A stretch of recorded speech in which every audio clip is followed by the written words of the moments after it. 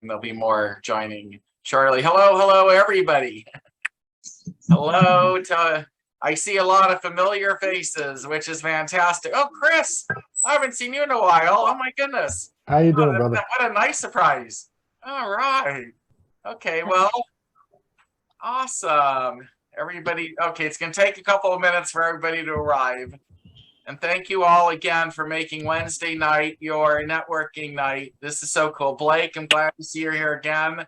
Hopefully you'll keep, participating aggressively. I like when you ask questions.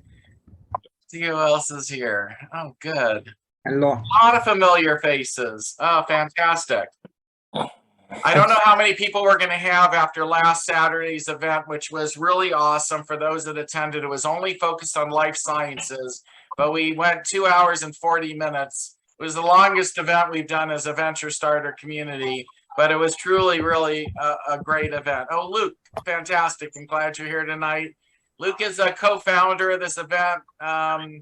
There wouldn't be a venture starters if it wasn't for Luke. He was the one who convinced me to go and do this. So I always want to recognize a lot of people. Luke. I'm glad to help, Mark. I'm glad to help. I know there's some systems that when I'm working and pick up with the Okay, Well, yes and so no. we need everybody to go Yes on and mute no. who isn't speaking, please, because otherwise the event starts to get all weirded out with a lot of, let me mute all for a minute here. Okay. So as everybody's arriving, let me just remind everybody, or those that have not been to the Venture Starters weekly networking event before, everybody needs to be on mute the entire event unless you have something to say. There's two ways that you can say things. One is you can actually be a pitch. You can do a 2-minute elevator pitch if you're a startup founder and you have a venture that you want to pitch to all of us, including the investors that attend. The other is after the founders have given their 2-minute elevator pitch, I generally ask if anybody has any questions or even just comments, because sometimes there may be a comment or a suggestion or something else that isn't quite a question that comes from our community. I welcome everybody to get active and involved and to speak and to show themselves so that we get to know you. Really, the whole idea is this is old-fashioned networking, and we're trying to get as many people to get to know each other as possible so that you're no longer pitching total strangers. Or as investors, we're no longer investing in total strangers. We want to get to know people, and founders need to get to know people. So, consider this old-fashioned networking. I already see 5 hands are up. Let me explain what the hands mean to those that are new. If you would like to do a 2-minute elevator pitch, go to the reactions button, which you'll find somewhere on your screen, or it'll be in the more additional options category. And in the reactions button, raise your hand digitally. Don't raise your hand like in real life. I had one person say, why didn't you pick me? I kept raising my hand. Well, I only see the people who are raising their hand digitally because Zoom puts everybody in an order, which I then just go straight with that order. I don't even deviate from it. And that's how we, basically determine who's going to pitch next. So we still have people coming. So let me, bunch of people still coming through. So let me also mention chat. Please, everybody open up the chat because that's where you're going to meet everybody. This event is designed to meet people in the chat and then take the conversation outside of our event so that you can make magic happen. Also, my assistant is representing me in the chat. I have 2 assistants tonight, and if you see my face multiple times in the feed, it's because I have assistants that are essentially being me, but I will not see a word that any of you type to me in the chat. So if you think you're communicating with me, you're not. Communicating with an assistant who also probably won't be able to share with me what you're saying until the event is over. Just want you to be aware of that. If you are interested in reaching out to me, I did put the information of my contacts, all the contact details at the very top of the chat. If you scroll to the top, you'll see my email address and other links that may be useful. If you need information, you can reach out to me, but just know that my assistant will be responding to you in terms of how to reach me. We continue to do amazing as a community. This started with Luke and I trying to figure out, what to do next in terms of bringing everybody together in a very efficient way. And, I have to say, it's all you guys. This would not be the amazingness that it has turned out to be if it wasn't for you. It is not Luke and I. It is absolutely this group of people who show up every single week and keep attending our events. We've had now almost 3,000 people register for these events. We just, I think a week or two ago, I was just saying I was hoping we would get to 2,000 followers on our Venture Starter page, and now we're up to 2,300 and some amount. I mean, we'll be at 2,500 sooner than, probably next week or the week after. Wow, that is you guys. Wow. So I'm so amazed. We're sending out a lot of emails. I appreciate you guys receiving those emails and responding appropriately. Sorry I send out so many, but we're basically just trying to remind everybody when we're having the events and get everybody organized. Also, just important to know, if you sign up for our events on LinkedIn, there's another step to getting the Zoom link, which you may have already figured out. The faster pathway is to go to the venturestarters.com website and register for the event straight there, venturestarters.com. And that way you get immediately into the Zoom system, and Zoom will send you the link to the event, the next event. And let's see if I have, the rules are the same. And for the new people, it's really simple. You have to be nice. This is not an adversarial event. Many of our founders are literally pitching for the very first time. So we want to cheer them on and support them. Some of our founders have pitched many, many times, but this is a great place for you to practice, because I want this to be a safe place where, it's all positive. You're going to get positive feedback, maybe some suggestions on how to improve what you're doing. But, the whole idea here is to support, everybody who is starting ventures. We are, after all, venture starters. We're the people who start ventures. So let's build the community. The 2 minutes for the elevator pitches, I do not have a clock. So rarely will I cut you off. So you have to sort of try and internally figure out what you're going to say and try not to oversay it if you can. Even shorter than 2 minutes is fine, but 2 minutes is good. We already have 20 people that have lined up for the elevator pitches, and that means we'll probably end up with 30 to 40 by the time we're done. We are recording this event. I record every single one of the events. I want to just tell a quick little story, and then we'll get into the pitches here. Today, I received an email from a gentleman in Bangladesh who basically said, Mark, I watch every one of the replays of the Venture Starter events, and I'm learning how to be an entrepreneur. And he thanked me up and down for, making those events available for him at least to use as a learning tool. And when I look at how many people have watched our replays of these events, we're now in excess of 40,000 views, and we've only been up and running as a YouTube channel for about 2 months. So, this is remarkable to me. And when I look at which countries are watching, it's Indonesia, Bangladesh, Pakistan, India, African countries, European countries, Australia, Asian countries. It's amazing to me. There's 40 to 50 countries represented in each one of the pools of people watching and viewing our replays. So we're helping to educate the world, and you're all doing your part by being part of it. And I thank you personally, and I also think it's just a great thing that our little community here is getting recognized around the world. Occasionally, some of the people are trying to pitch and be involved on that level. I assume that will increase over time.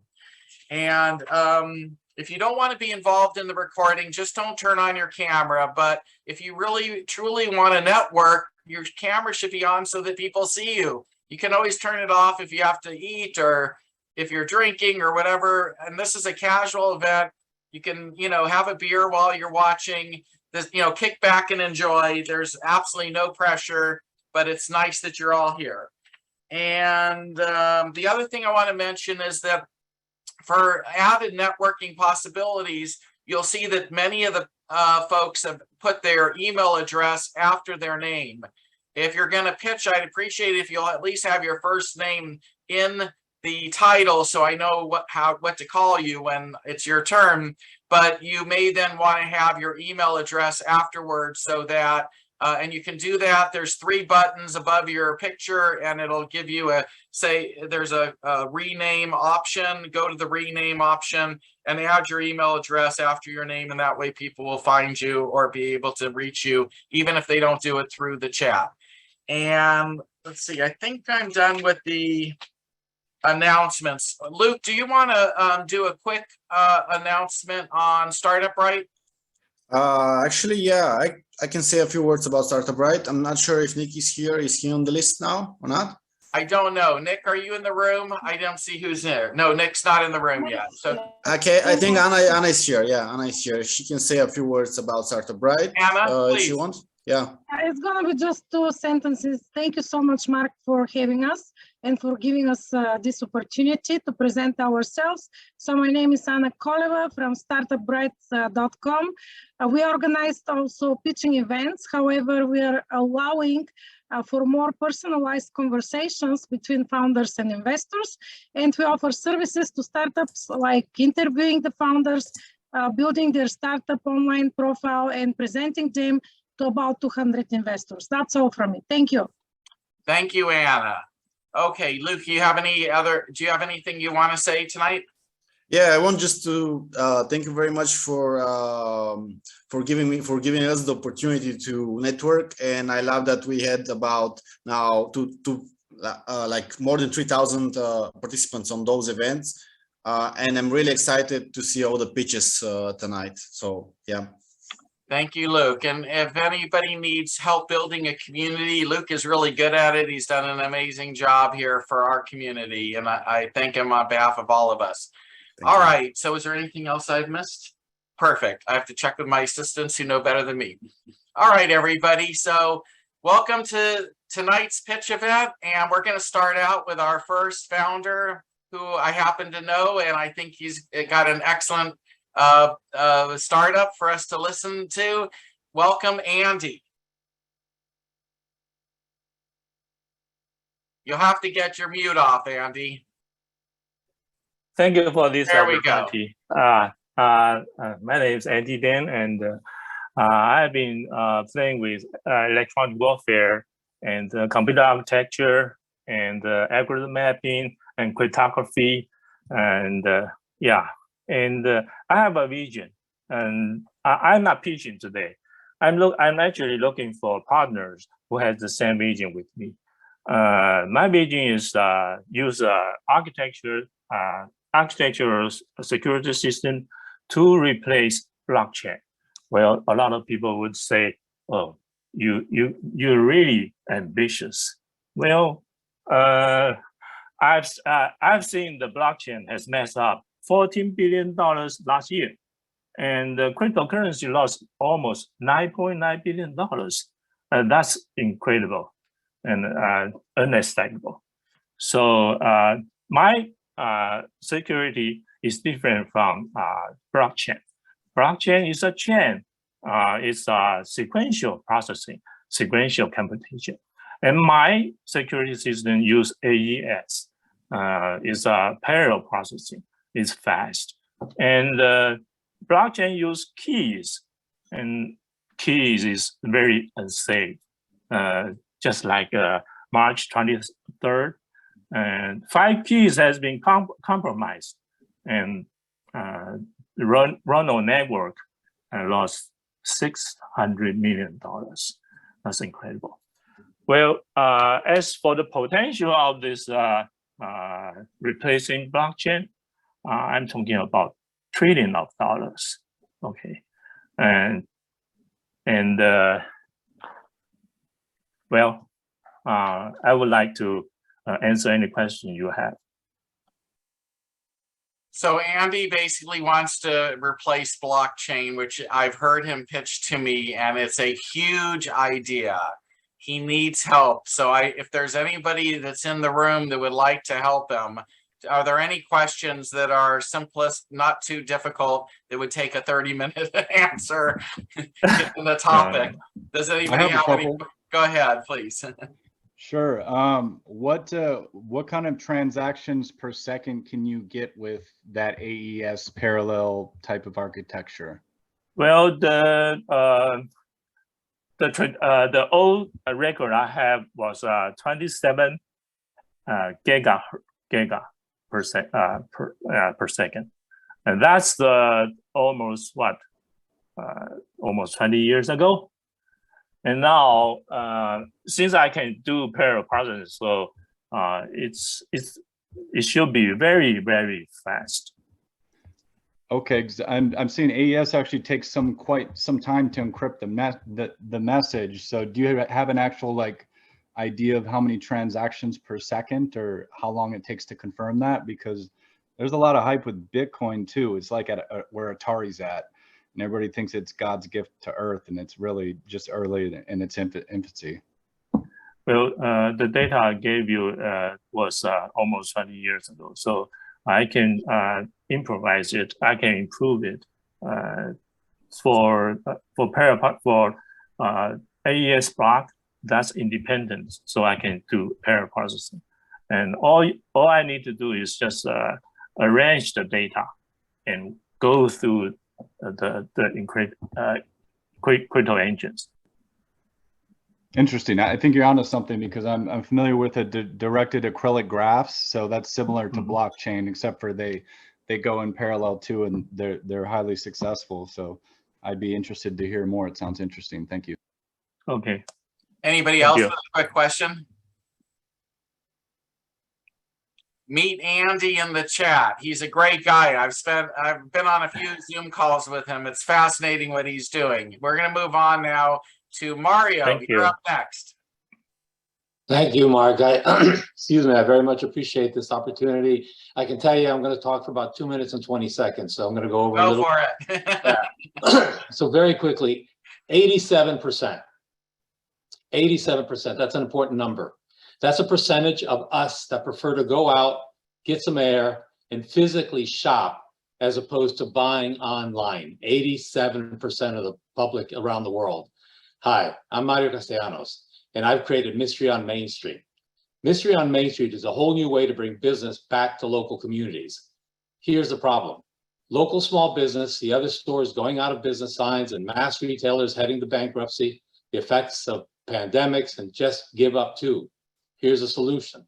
Mystery on Main Street is an interactive whodunit game for mobile phones that takes players to local merchants and eateries to receive clues, solve a mystery, and win cash.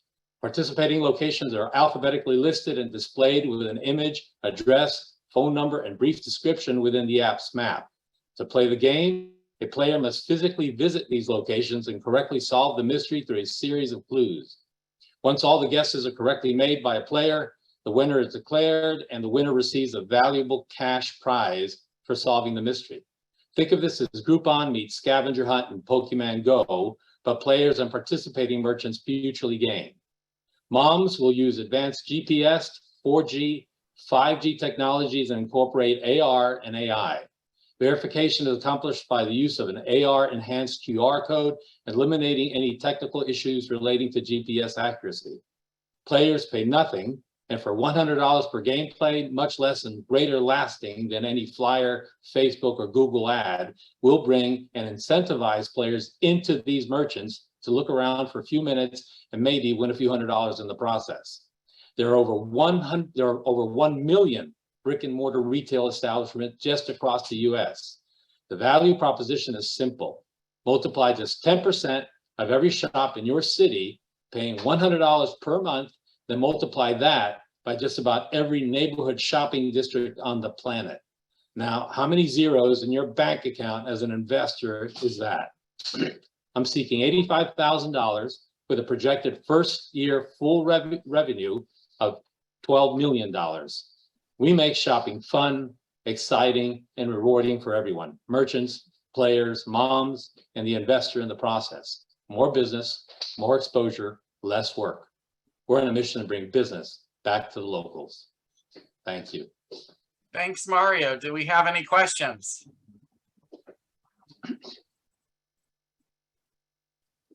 Apparently not. Okay, doesn't mean that people aren't interested, Mario. It just, they'll meet I got you it. in the chat. Fantastic. All right, up next is Ash. Hello, Ash.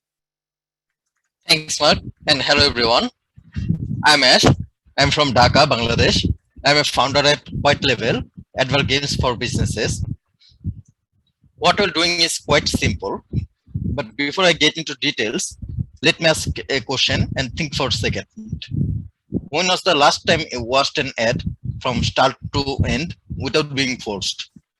Is it a long time ago or never? The internet is chaotic right now. Getting 1 minute of attention from the target audience is difficult for businesses. We're solving this problem with advert games. The average advert game playtime is 17 minutes. Global advertising market size is $781 billion. Advert games are not new. They have been used by top brands like Gucci, Burger King, Ford since 80s. Just last year, Chiptole onboarded 75,000 reward users in 2 days with an advert game. Generally, these are games with brand logos, offers, and brand messages placed inside the game. In the end, the game leads the player to an offer or simply create awareness. Just in 4 months, we have worked with over 147 businesses and made $9,000 in revenue. We have been doing all this manually so far. Now we want to develop a SaaS similar to Canva, but for advert games. Basically an easy to use no-code platform for marketers and entrepreneurs. We're raising an angel round of 100K close safe. The fund will be used to develop the SaaS product and execute go-to-market strategies. We're planning to onboard 20,000 users within a year and reach over $7 million in annual recurring revenue with an exclusive strategy. Apart from investment, I believe we can partner up with businesses who are pitching here and develop advert games for your business. Thank you. Thank you, Ash. Does anybody have any quick questions? Ash, they will find you in the chat. Thank you very much. Up next is Raji. Hi, my name is Raji Akila. I'm a physician and I'm on the board of advisors to a global network of doctors driving innovation in the medical field, a global health impact network. I'm working on a startup company that is set to completely redefine the future of medical education and training on a global scale. I'll be starting in the United States and then I'll be branching out internationally. I've spent the last year building out partnerships and teams with key people across multiple industries in the medical industry, as well as 6 other global physician organizations. I have a $2 billion tech company in partnership that we're right now building out the MVP and planning that all out. And I've had several big techs mention discussions of acquisitions, which, of course, I need to field very carefully because big tech can have the potential to completely drive a project straight into the ground if it's not handled correctly. So I'm currently in the process of the MVP development stage, looking to get in touch with investors to hold meetings and have future discussions on this topic. Thank you. Okay, that sounds interesting.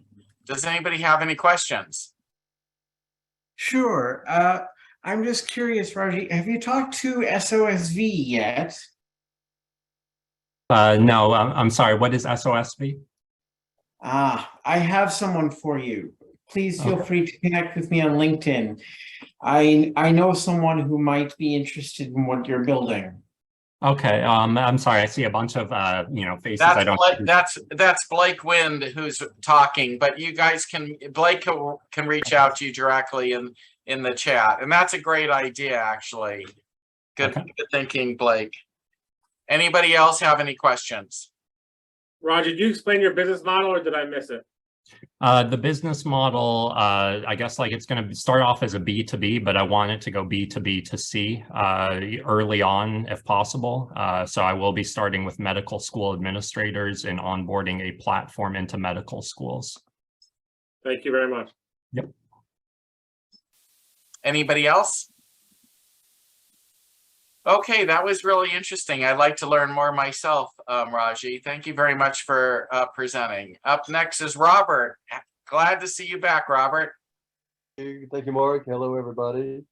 My name is Robert McNeese. I'm the founder of Lucere, the visionary of multidimensional vision of principles and the inventor of multidimensional signal. This is like, we're in the high-tech business, software, hardware, processing, storing, transmitting, etc.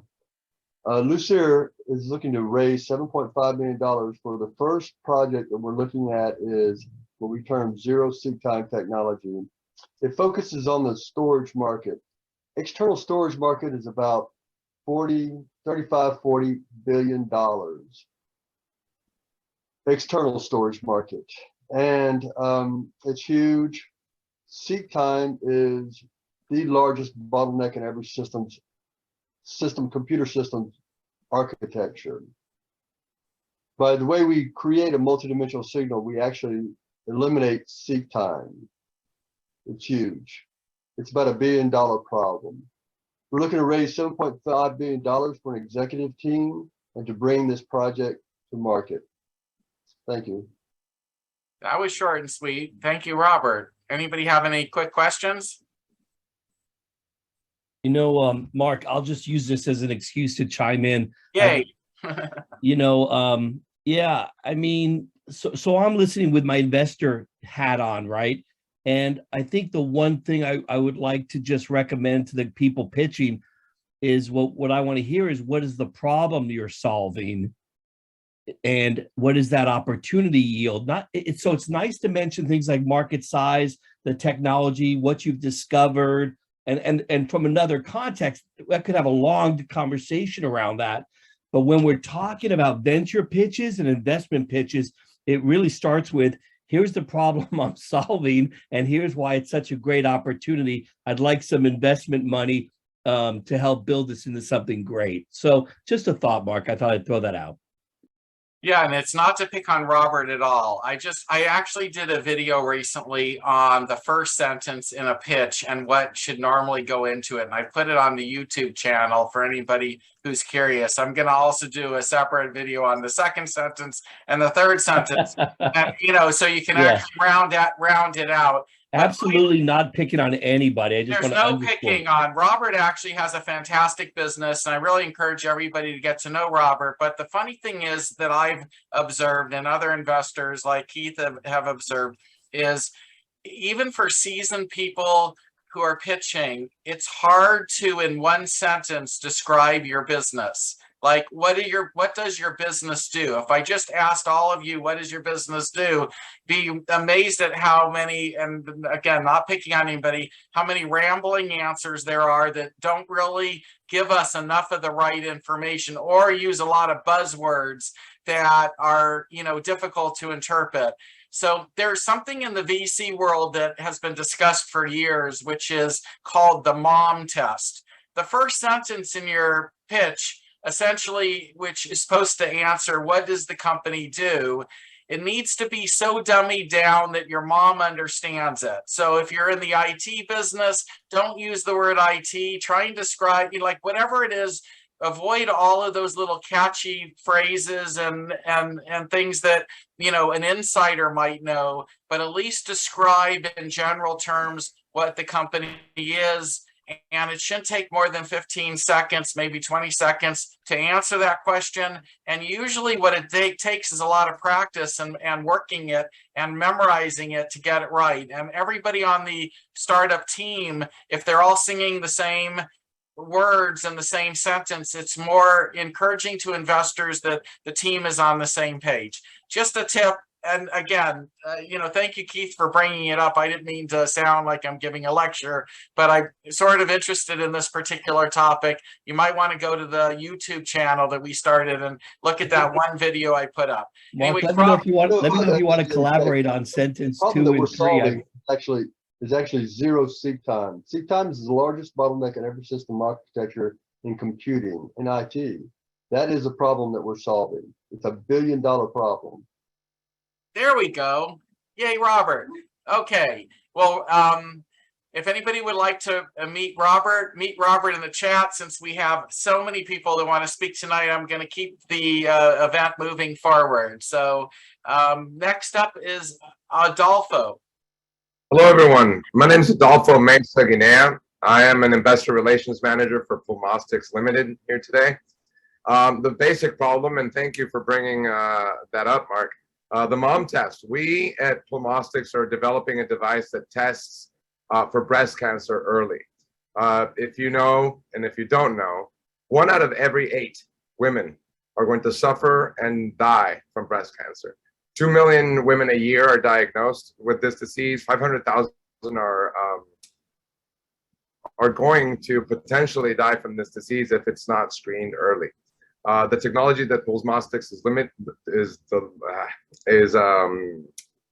developing is a no-touch, non-invasive, community accessible test. So basically you blow into a little bag and we analyze the volatile organic compounds along with urine and correlate different cancers, specifically breast cancer, which is the most diagnosed. So if you care about the women in your community, those entrepreneurs that are here, the investors that carry us forward, our mothers, my sisters, the friends, please reach out to me in the chat. There's a link to my calendar. I would be more than glad to introduce you to the CEO of Pulmostics, a wonderful man who lost his wife to this particular fight, and the legacy must move on. So I appreciate everyone's time, and I will take any questions offline. Thank you so much, Mark. Well, while you're online for a second, I mean, how do you know it works? I mean, you're doing it off of breath, right? Yes. So there's a lot of papers and research, and we're now at the site when we're actually raising $2 to $3 million to advance the clinical trials that are currently underway in Mexico. We have nonprofits that are working in the Middle East to give access to women in cultures where, one, the cost of getting a mammogram up there is excessive, and there are many other limits. So I would be willing to answer any other questions. I would like to see your deck. Does anybody have any questions? Hey, this is it's me, Abed here again. What question? How much did you raise so far, and what's the target area in terms of the trials? Regulatory pathway they got. So the individual raise is currently a private friends and family. We are being pushed forward by Shepherd Ventures in San Diego to our Series A. Currently, the seed that is being raised is 2 to 3 million to get us to the clinical trials and be able to close that series. And where are you located? Where's the company located? Well, I'm in San Diego, California, and so is Bill Whitmire, the CEO. I could not honestly answer the legalities of where it's incorporated. Oh, okay, got it. It will be what investors really want. So please reach out to me, and I will be glad to share a deck and/or. Do you have any IP protection so far, or no? Yes, there's a lot of IP that's been developed by the company, and I would be more than willing to discuss that in detail with the CEO in the room. Nice. And maybe you can bring your CEO one day just to pitch us as well. But this idea sounds amazing. I happen to know from the women in my life, they would prefer what you just described versus what they have to go through. So be very curious to learn more about it. Thank you for coming and presenting. We're going to move next to a friend of mine who I didn't know was going to be here tonight to pitch. I haven't seen you, Christopher, in a long time. So anyways, curious to hear from you tonight. Go ahead. Okay. Hello, everyone. My name is Christopher Faraguna. I have an augmented reality app company, treasure hunting app like Pokemon Go. That's working. It's a native app. I can do demonstrations. Anybody interested in Android right now by sending you an APK. Basically, what my app does, it's a combination of an augmented reality gaming app and a data mining and digital ad platform that will bring AR into the digital ad space world. I have a patent in that just got novelty for this, connecting merchants to users in real time through an augmented reality gaming app. And this is where Google and Snap are heading, where Facebook's heading. And so I have some, pretty valuable IP in play, and the app is working. And Pokemon Go made a $1 billion in the first 10 months of 2021. I have the same capabilities as far as being able to launch this gaming app anywhere in the world right now, presently. It's an MVP and we're ready to launch. So I'm looking to raise some money. And the biggest problems that my app solves is that we have a point reward system, chance to win, cash and prizes for people when they play the app. So we get brand, product, and hobby interest data, and then we collect that data. We match it to merchants that have those things that the people are interested in. So it helps in the marketing sector by bringing metrics to the marketing sector instead of the black hole marketing that is the big problem with black hole marketing in the world today. So it'll help the marketing sector, and it will also help drive people through brick and mortar stores to bring business back to brick and mortar stores by adding them as treasure hunt stops. So that's my company, and if anybody's interested, I'll send my information. Any questions? Yeah. Christopher, just a question. So can if you launch this game, how do you have any idea like how much revenues you think you can get over the next 12, 24 months? Do you have any conservative numbers that you can share? Well, again, a lot of it depends on how much prize money is involved, how big of a campaign we're going to launch. But I can share more information with you as far as projections, as far as how much you put in, how much we can get out. I have all those charts that I can send over to you if you're interested. But augmented reality gaming is where everything is going towards. It's called a $2 trillion mobile offline market, which means Google can't get your search data. They're losing search to good apps. So that's why they partnered with Snap to do augmented reality to reach the mobile offline market. And this is what this is doing with, my app is going to, with the app is going to, we're going to reach a lot of people on the mobile offline market and get the data. But any questions you have, or if you get a hold of me, I could show you my back-end panel. I could show you the app. I can send you through a treasure hunt, and I can. How much are you looking for? I'm just looking to raise $1 million. I got $500,000 of my own money in over the last 4 years. I built this app. Took a long time. Okay. But So this is, you are in an area that I have a lot of familiarity with. I launched the Nintendo Entertainment System. I was on the team that did that, and I've been working in gaming and in AR and VR for years. Okay. Very connected to HTC, very connected to all of these groups. So I'll send you a message in the chat and reach out to me. This is an area I've been working in for almost 20 years now. Oh, great. I think you'd really be interested in what I got going on. Okay, great. Yeah, it does sound very good. And I know some people who might be very interested in putting money into this. I don't know if they'll put $1 million, but they'll come close. Okay. Anybody else have any questions? Yeah, Christopher, this is Keith again. Hey, thanks for the presentation. I'd like to learn a little bit more as well, so we can connect here. Interesting you mentioned Go, because that was such a phenomena. It kind of took over the conscious there for a while and just sort of disappeared. I have no idea exactly why it did. But it kind of leads me to the thought that I had for you, which is you're clearly on the development design side.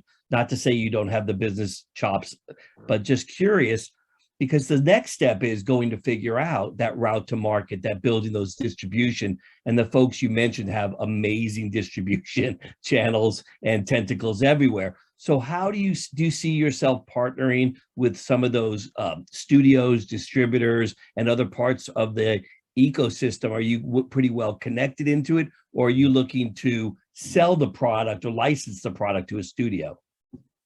I'm looking, like I said, the chance to win model, we're expecting to get a lot of people to join. After we get the data, then we can get the merchants involved. We're looking to do like a grassroots and grow more than license it out to somebody else. Again, what I'm talking about is not a business plan, not an idea, not raising money to build the app. The app is built. So the platform's built, and the IP, I got novelty for connecting merchants to users in real time with an augmented reality gaming app, which is a huge thing globally, right? So anything you want to know as far as, I have pitch decks, presentations, I could do live demonstrations, show you the back-end platform. It's all available. My information's right there. I can spend more time with you if you reach out to me. Okay, great. And I know Chris from a decade or longer, I'm thinking anyways. So he's a great businessman. Please reach out to Chris. We're going to move on because we need to keep the clock moving forward. Up next is Dina.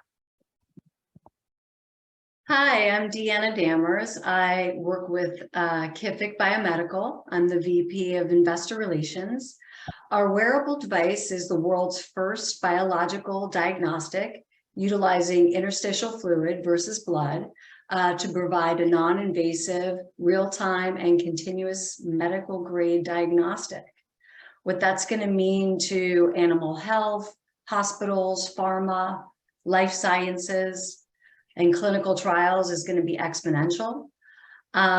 We are raising $15 million. We've already raised close to $4 million. And I don't know if anybody knows what interstitial fluid is, but it is a bio-rich body fluid that points to over 10,000 biomarkers, about 12% more than blood. Unlike blood, it doesn't coagulate. And we are non-invasively extracting this interstitial fluid and utilizing the data in a way that has never been done before, using clinical evidence and being able to, get ahead of disease and be able to utilize our, my brain just went dead. Sorry, I was looking at something. To utilize biosensors as they come on the market. We're working on a lactate biosensor now, and what that means to prevention of sepsis is going to be remarkable as well. So that will be an entree into the hospitals. Like I said, we're raising $15 million. We're going to be doing that with licensing. We've already spoken to the largest labs.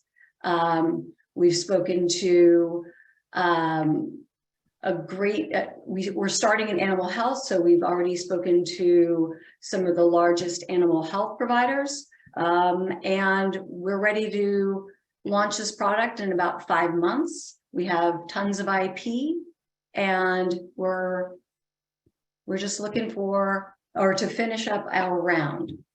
That's about it. Thank you. It sounds fantastic. Do you need the money that's finishing up the round to launch in 5 months, or can you launch with what you have now and then prove some traction and then raise the money? We need some of it now, a little bit more of it to finish our device and get it out to it's being complete. It's almost completed. And we're going out for manufacturing. So we need a little bit more money for that. And obviously then to get it on the market. Does anybody have any quick questions?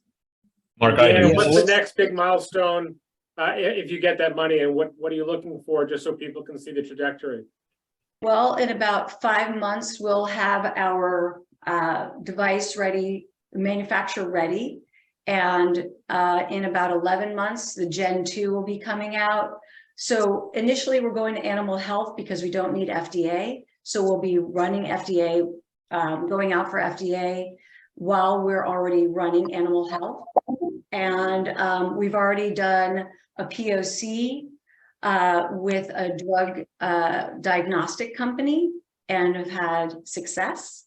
And so we should be revenue positive, hopefully in the next 12 months, just through animal health alone.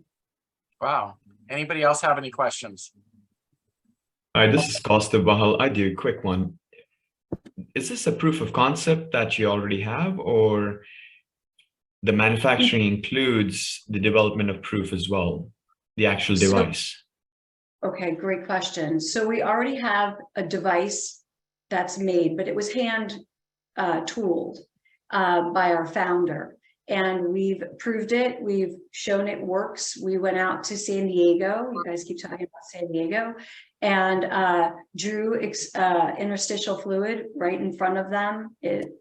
With the device, took 2 Tylenol, and they retested us about an hour and a half later, and they saw the Tylenol in our interstitial fluid. So that was our POC.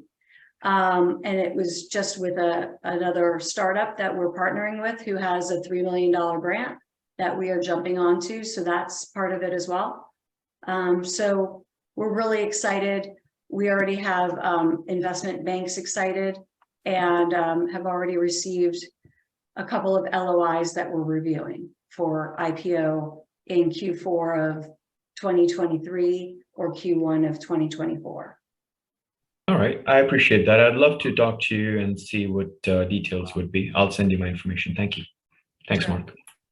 I'd also like to talk to you about it. I have a background in health and very wide connections in the medical community, as well as a background in mobile accessories of various sorts. So I really would like to talk to you about this. I know most of the mobile companies, mobile manufacturers, and I think I can be of help to you.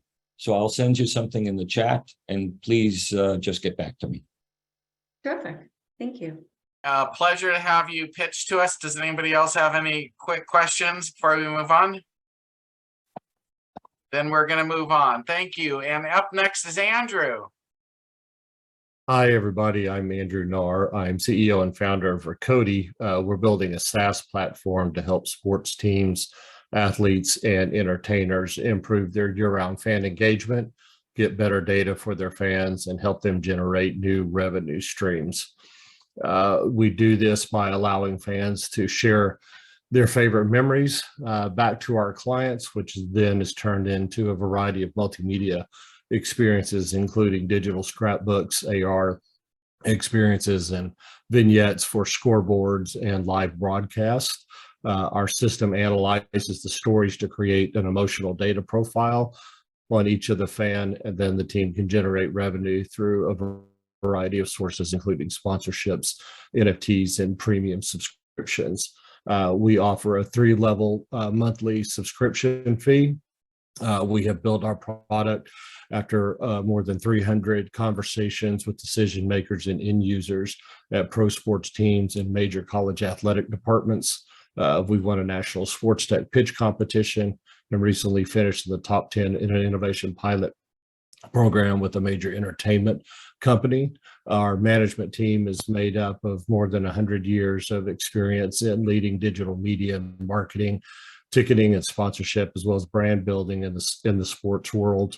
And right now we are looking to raise to finish out our product and deliver to a pretty solid pipeline of universities and pro teams here in the United States, as well as growing interest from overseas, from Formula One, Premier League, cricket, and rugby. Thank you. Andrew, you might mention some of your teammates' backgrounds in certain teams that they've worked for with. Oh, sure, absolutely. My background personally is 30 years in marketing and PR, and having worked with people, everybody from Hallmark to Victoria's Secret to Texas Instruments, and I helped open the Negro Leagues Baseball Museum in Kansas City. My team has led the digital media teams for the NHL, as well as Major League Baseball teams. Our head of business development were the executives ticketing and sales with the Texas Rangers, the Dallas Stars, the Chicago White Sox, and the New York Giants. So it's an all-star team doing something really neat. I've had the pleasure of seeing this pitch. Anybody have any questions? Thank you. Meet Andrew in the chat. We still have 20 people that want to pitch tonight. So I'm going to kind of have to move us along really fast now. Johnny, you're up next. Hello, everyone. I'm Johnny from Memetics. Memetics is a company that develop ER and VR application and brain-computer interfaces. Our product is called Brain, and it's basically a headband that allows you to control any device using your thoughts. We start developing our BCI since 2016. We have a copyrighted and working machine, and we aim to address the gaming industry. Basically, using our machine, players can have a personalized experience, shape environments, and we can also connect our device to VR and AR interfaces. So we aim to disrupt the gaming industry by removing the joystick. We have several vertical uses, including neuromarketing, soulbound NFT, cybersecurity and data encryption, and of course, mental health, because we aim to help people to train their gamma waves. So available for any question. We are raising a pre-seed round to finish the coding for our application. We need some testing, but we are ready to hit the market within 6 months. And we're raising $1 million for 5% of our equity. Thank you, everyone. So let me just get this straight, if I understood it correctly. You basically, with your thoughts alone, Yes. can direct a machine to do something. Any Bluetooth device, you can connect our brain interface to iPhone, Apple Watch, PlayStation, Xbox, computer, anything. And the way it's designed is compatible also to interact with a VR. So basically, when you're using a VR now, like Oculus, Meta, you still need to use the joypad, right? Something to control the action. But with our machine, you don't need to do that anymore. And I believe we can help so many people in other fields, including people with disability. We can connect our device with house domotic, and it's just a revolutionary device which we're working on since a long time, and we can wait, right, to bring this on the market. I personally would like to see your deck, so make sure my assistant, you make sure you reach out to him. Okay, does anybody have any questions? Yep, I've got one. Have you heard of Boost VC, Johnny? Actually, yes. Right now, we didn't really started an email campaign reaching out to VC. We're trying, to go a little bit faster. But I am definitely interested in connecting with anyone. I can definitely help to save you some time, I think. I have connections both at Boost VC and Techstars that would like to hear more about this. So please feel free to connect with me on LinkedIn. Amazing, for sure. If you don't mind, if you can send me a direct message so I can, ping you, and I really appreciate. Thank you so much. Anybody else? Mark, I have a quick question. Please. Johnny, where is your research based? Where are you guys based where you're building this? Oh, the company is based in Ireland, Dublin. I'm personally based in Bangkok, but the whole team basically is Italian, and it's off of Dublin. Okay. I'm here in Bangkok because I've been, I moved here just before COVID. So we work, in remote, and Giulio, our CTO, is in Dublin, Ireland, but used to live in the United States. Thanks. Thanks, Justin. Anybody else have a question? Just one question. So it's such a hard problem to solve. I'm wondering, can you talk a little bit about your background and the background of your CTO? For sure. Actually, I would like to share with all of you our deck. My background is in blockchain and tech, and I've been appointed CEO a while ago for this company for bring this product on the market. I was CEO of DJ Mag Asian, which is a large electronic music publication, and I'm also the co-founder of a gaming blockchain company called Purplefly. And I also own a record label, which is partnered with the Sony Music. And to give you an example of the size of our artists, we had Shaquille O'Neal and several K-pop stars onboarded. So we create this synergy where once we decide to bring the product on the market, we already have a huge network of people that can help us as testimonial and be part, of a revolution.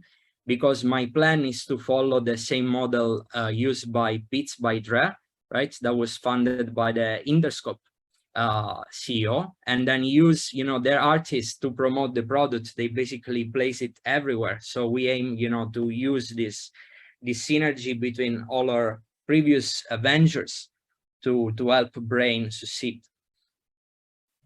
Anybody else? That was fascinating. Thank you, Johnny. Appreciate Thanks that. to you. Up next is Alan. I just want everybody to know that Alan Gilbert is one of our co-sponsors now. He's been a friend for a long time, and he's actually inviting his network to come to our event starting next Wednesday. And I want to thank him personally for, playing that role in helping us to spread the word about our venture starters, our community. So Alan, you're up next. Thanks. Thank you very much, Mark, for those very kind words. I'm Alan Gilbert, the Chief Commercial Officer of a company called BeCareLink.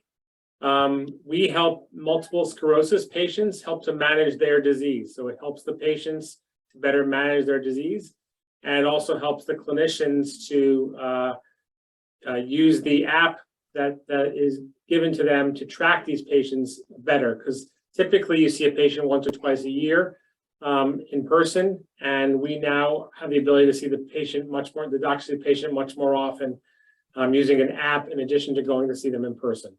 So the doctors say if you use the app and track the patients better, you can get better outcomes for the patient and lower hospitalizations. So that helps the patient, helps the hospital, helps the insurance company, helps everybody.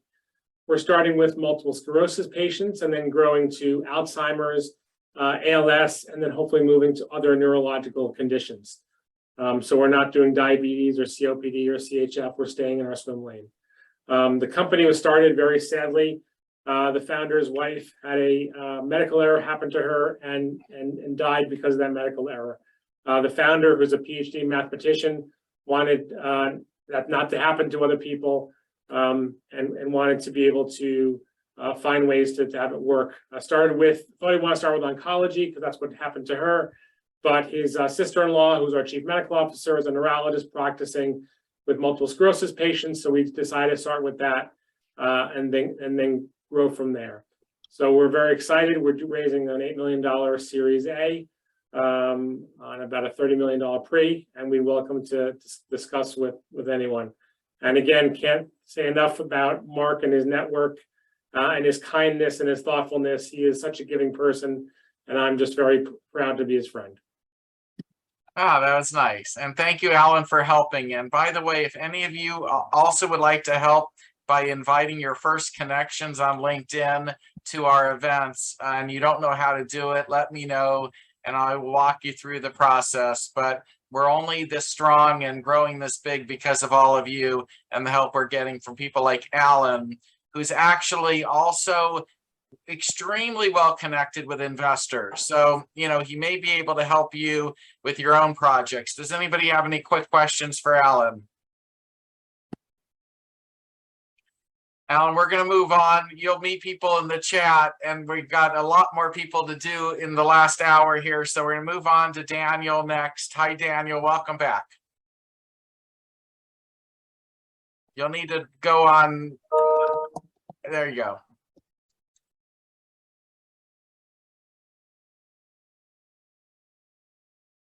You're on mute still.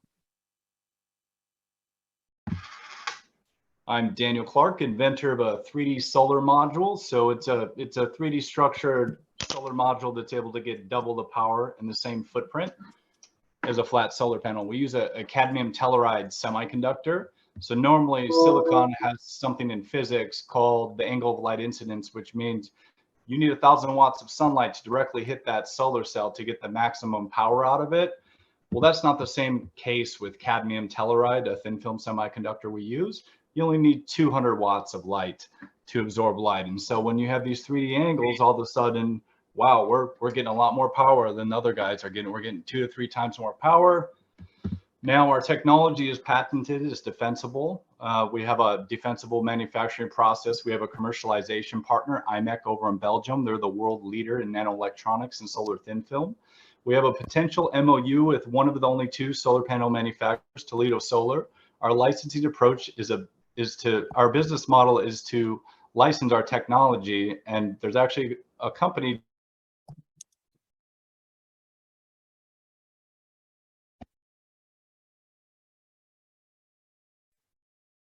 for first.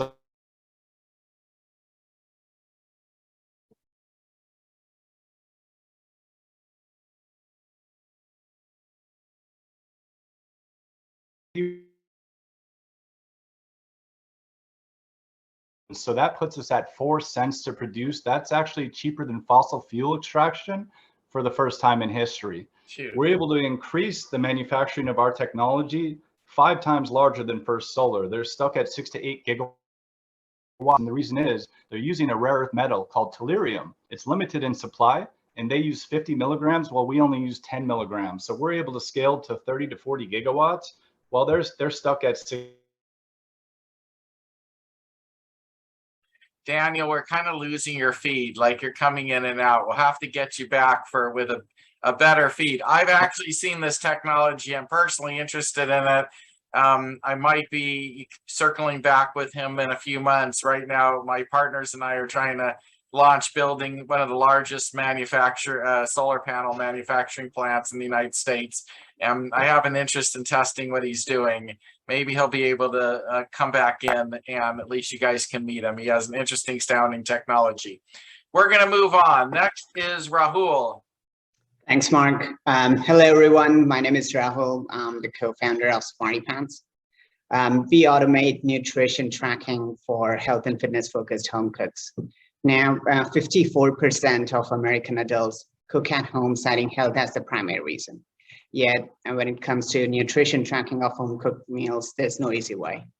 There are existing solutions like Noom and Weight Watchers that circumvent this nutrition tracking problem with something called the food elimination technique. Now, these solutions are expensive, they are restrictive, and they create a diet mindset. We fix this problem by letting people cook whatever they want by automatically computing nutrition for them. And this provides users with a data-driven approach to personalized nutrition. We are going after a $700 billion market, and we have the traction to prove it. In the last 2.5 years, we acquired over 3,000 paid users in our closed beta. We have patents with over 20 independent claims. We have integration partnerships with Electrolux and Alexa, and distribution partnerships with QVC and Wayfair. We are raising a $2 million round to launch commercially. Half the round is committed, and we are looking for value-add investors to close their vendor. Thank you. By any chance, do you have one of your pans with you that you could hold up that we could see? If not this time, maybe in a future event? Yeah, I'll just share a video of how the pan works. We have a detailed demo, so I can send it out to you. Okay. I'll look for the video. But at some point, I'm curious how they have the sensors and how that works. So right. Yeah, maybe you might be able to have a demonstration item or some way of showing it to us. Does anybody have any questions? Rahul, this is Kaustubh. Thank you, Mark, again. Rahul, I'd love to connect. I'll send you a DM. Sounds good. I think I can help you connect with somebody. Thank you. Okay, everybody else try and stay on mute unless you're speaking. Okay, it was a sharp noise there for a second. All right, we're going to have to move on just because we have so many people that still want to speak. And I'm so thankful that all of you want to speak and come to these events. Again, thank you very much. Up next is Naveen. Hello. Hi, Mark. Hello. Yeah, I'm audible? You're on. Yeah, great. So, Mark, our company's name is Vaito, and we are basically into automobile diagnostics. We are basically an IoT with Universal Vehicle Diagnostic Service, and we have an advanced fleet solution as well. So we capture all 3 stakeholders of the automobile industry, be it a passenger 4-wheeler vehicle, or a 2-wheeler, there is a motorbike or a scooter, or maybe a HCV and LCV and a heavy motor vehicles also. And right now our solution is for the diagnostics. and as well as an advanced tracking system, which is coupled with the diagnostics. For now, we are product ready, and I can just showcase the product right away if that is visible to you. All right. Yeah, this is our product, and our R&D is entirely completed, and we right now launched in southern part of India, where we found a better success. Right now, we are looking in for a global expansion, and we've identified 63 countries where our product can be a right hand in fit. And for now, what we are looking at as 8 million on this round, and we have a fair offering. And whomsoever is anyone who is interested, we'll be glad to share our pitch deck and as well as our financials. Okay, thank you for joining us. Does anybody have any questions? Sure, I actually have a question for this one too. I'm just curious, I mean, who exactly is your target market? Who are you selling to? Well, for now, we are into a B2B market. We are selling our devices, the diagnostic devices, to the garages, for car garages for now. And going forward, we have, this is actually a master device, what we've built. I mean, the mother device. With this, we have a B2C lineup as well. To start off, we are hitting off garages, and we have a list of, aftermarket garages across the globe where we have a huge market, and the fleet owners. I mean, be it a taxi, cab, or you have a larger fleet with buses, trucks, we fit every single place. The salient feature of our product is you either have a vehicle tracking system or a diagnostics. We are a blend of both. We are a hybrid of both. You can, on a real time, you see the vehicle, and on a real time, you know the health of the vehicle. I would like to take a look at your deck. Please feel free to reach out to me. I'll send you my LinkedIn. Gladly, gladly. Anybody else? Okay, well, thank you very much. That was interesting. We're going to move on. Next up is Rod. Welcome back, Rod. Thank you, Mark. My name is Rodney. I'm with Advisors. Advisors is going to provide anyone and everyone with 24-hour access to emergency or legal help anywhere in America. There's plenty of places you go that I can't imagine you drive 10, 20 minutes without being able to see one legal ad for lawyers for accidents or whatever type of legal representation. It's one of the few businesses right now that's still untargeted marketing everywhere. So we will be able to provide not only a dash cam for our drivers' protection, but legal login. So if they were ever involved in an accident or being able to be pulled over, they would have a legal witness with them, not just someone to review video and give their opinion. Actually having a lawyer available as soon as you're pulled over, or to deal with law enforcement for you to combat the anxiety that we all feel when we get pulled over. In Los Angeles, you're 25% likely to be pulled over for any reason as a driver. It doesn't have to matter of your color, your income status, or what you actually are doing. Everyone has the potential to be pulled over in California and also South Carolina. The whole state, you have a 40% chance of being pulled over for a traffic stop. Now, we've all seen that some of these traffic stops go very bad for no good reason at all, but we are looking to be able to protect not only the drivers, but provide safety for you, your children. We've all seen the stories of people having births in cars on the way to the hospital, still trying to locate or being put on hold by 911. Being able to log in directly with the help you need, anywhere you need, is what we're building. We're still in a seed round, finishing up our MVP. We're building up our team and setting up introductions. We do have an axe, but we'd like to do that more privately. Any questions? Hopefully. Yeah, I have a couple comments. I was the one that invented a company called Crimtech, which was the first company that put video cameras in police cars. Rodney King was my best salesman. You know, I made, tons of money on it. And then I've done a lot of other camera things. While you're putting this thing together, I could advise you one thing. If it's not if the person that's driving, it's their fault, take out the chip and break it. Or, take the camera off the thing. I mean, no, you laugh at this thing, but it's really, really serious. They cannot go back, and if the chip is done, it's done. If you know you're at fault, get rid of it.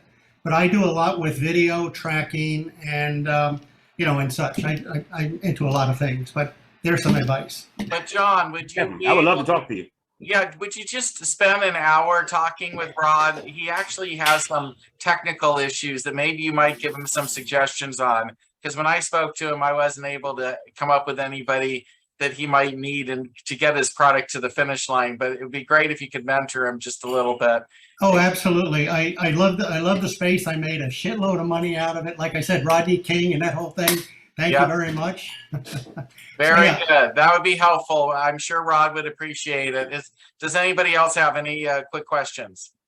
One quick comment. My target is to be able to sell new systems to the police. So your sergeant or anyone else can be able to log in directly with their dash cam, body cam immediately. So they'll have the exact same access as the lawyer. That's already done. That's already done. Yeah. Well, we'll talk. Okay. You guys will talk. Okay, sounds like we got a connection there, which is great. I'm happy for that. Let's move on. David, you're up next. Thank you. Our space is the effectiveness and availability of mental health therapy, something that there's a tremendous shortage of in the United States. And we're taking technologies we've applied elsewhere in the cognitive and behavioral science space and virtual worlds, and we're putting practice into therapy for the time between sessions. So the patient can practice what they're learning from the therapist, and practice really enhances the efficacy of the therapy. We have 21 mental health distress states identified, no problem with that. We've been 25 years in the development of the cognitive science, patent applied for, and we've been since 2005 in using virtual worlds, where we started with IBM and a few other people. We're about 4 months away from having what I'd call the minimally viable product. And from there, then we'll be trying to raise money. So far, we've been just working friends and family through the patent application and through the development of the platform, the behavioral science platform. So that's where we are. By the way, I'm located in San Diego. For all you people who've been talking about coming to San Diego, you're more than welcome. Leave your money behind, but anyway, we sure appreciate it. So from that, Dave Lehman at WTRI, which stands for Workplace Technologies Research Incorporated, and I would love to talk to anyone who has an interest in this space for a basically limitless market need. So did you file the patent already? We did. We're doing a defense in December, where we've already filed. We've been through one round. We have provided additional information. That second information is supposed to be reviewed in December. Got it. Does anybody have any quick questions? Just quickly, how much are you raising exactly? Well, the therapists are a difficult group to sell to.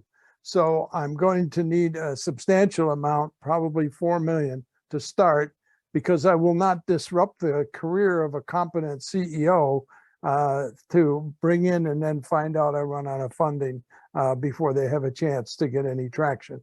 So probably about 4 million. It would be a nice number to start with, plus somebody who is committed to the space and would then maybe be first investor on the subsequent rounds, which is always best if your prior investor is willing to be the lead on your second round.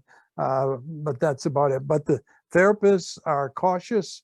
They have worked out modalities that work for them. And when you come along and you say, let me enhance this, they are show me. They're what we call the nailing you to the stump and pushing you over backward guarantee. So that's about what we need to be able to get off the ground. It's a high, you can't bootstrap much. It has a high hurdle entry rate. Okay, so we're going to move on. You can meet Dave in the chat. Thank you so much for pitching to us. Manuel, you're up next. Okay. Hi, Mark. Hello. Is it possible for me to share my screen? I'm sorry, we don't do that at this event. If you want to do the Startup Right event, you'll be able to do the full pitch, but that's not what we do here. You're just going to have to verbalize it. Sorry. Okay. Hello, everyone. I am Manomika. I am the founder and CEO of SparkRight.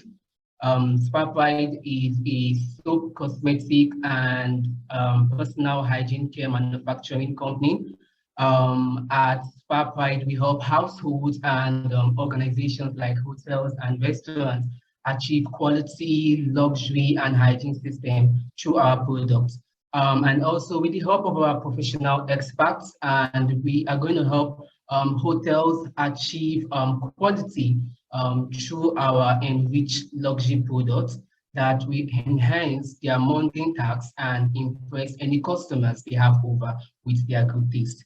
And also we are here to provide 99.9% quality of personal care products and soap products to household bees. And also the first product we'll be creating is a luxury hand wash, basically for the hotels and restaurants, because in my country, Nigeria, hotels find it very difficult to have a hand wash product in their organizations. And anytime you go to an hotel, for example, and you finish eating, for example, you won't get a proper product to use. You will always have a improper product and a bad product that irritates the skin. So my product is here to provide quality and good products to hotels and household bees. I would like to show you my product, but you said it's not possible to share my screen. So actually we are at a prototype. We just made our first prototype, and we are looking forward to raise over $300K. Do you have a deck that you can share with people? All right, perfect. Because then, and if you have a deck, maybe, or a website, that way everybody can see what you wanted to show to us. Does anybody have any questions?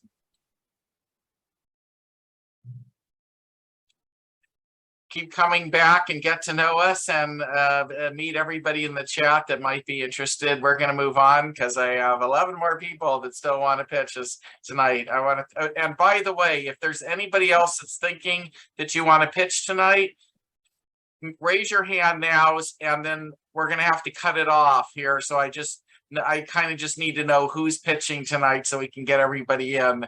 If there's nobody else, then that's fine too. I just want to make sure I know who's pitching. Thank you, Manuel. And up next is James. Hey, Mark. Thanks, and I appreciate this series. I really enjoyed listening to all these great business models, and a lot of smarty pants in this group tonight. I'm James Hewitt, and I'm the CEO of Agent.ai. And even though this isn't something I would say to my mom, I will say we are a New York City-based AI SaaS company. And then getting into the mom part, when it comes to our money and our health, and we want to speak to someone, we oftentimes don't get the kind of fast and accurate answers that we expect when we call a call center.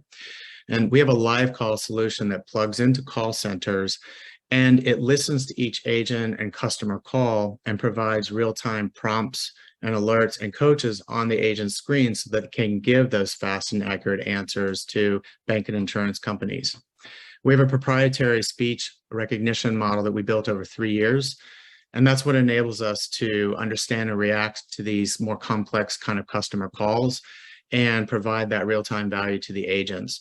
Our tech also provides an additional protection shield within call centers. For instance, it can be used to detect fraud real time. It can be used to identify regulatory risk coming into the call center, which is something that oftentimes challenges agents to spot real time. And increasingly, our customers are asking us to develop more compliance-related solutions that can be used real time in front of agents. We now have Coinbase, their co-brand card is using our solution. We have Uber's co-brand card using our solution. We have Gemini now using our tech. We're just about to onboard Strike, which you don't know is another crypto wallet. We have Bank Mobile Technology, which is a white label mobile banking solution. And we also have Alignment Healthcare. So we do have traction. I believe we have a defensible market position. We're beginning to generate revenue. Currently we have line of sight on about 600,000 ARR by end of year. And right now we're looking for some investment to grow. The investment opportunity that I'm talking to you all about tonight is a safe note that we currently have open. It has a $2.5 million goal, and it's offered at a 20% discount at a $50 million cap. So far, I've secured about $1 million of that safe note and looking for investors to help close that out. The goal for the safe note is to just secure our operations into Q1 with the intention then I will be out raising a Series A, probably just looking at a pretty small raise of about 10 million, and we'll be using that to really invest more in the platform and meet more of those compliance related goals or technology that our customers are asking us for. So happy to answer any questions with you about Agent. Very nice. How much have you collectively invested before the safe note raise? We have $6 million that was invested in the business, building the tech itself, and then we have another $4 million in safe currently. Wow. Oh, you're pretty substantial. Really nice. It's no joke. I mean, it's a serious business. In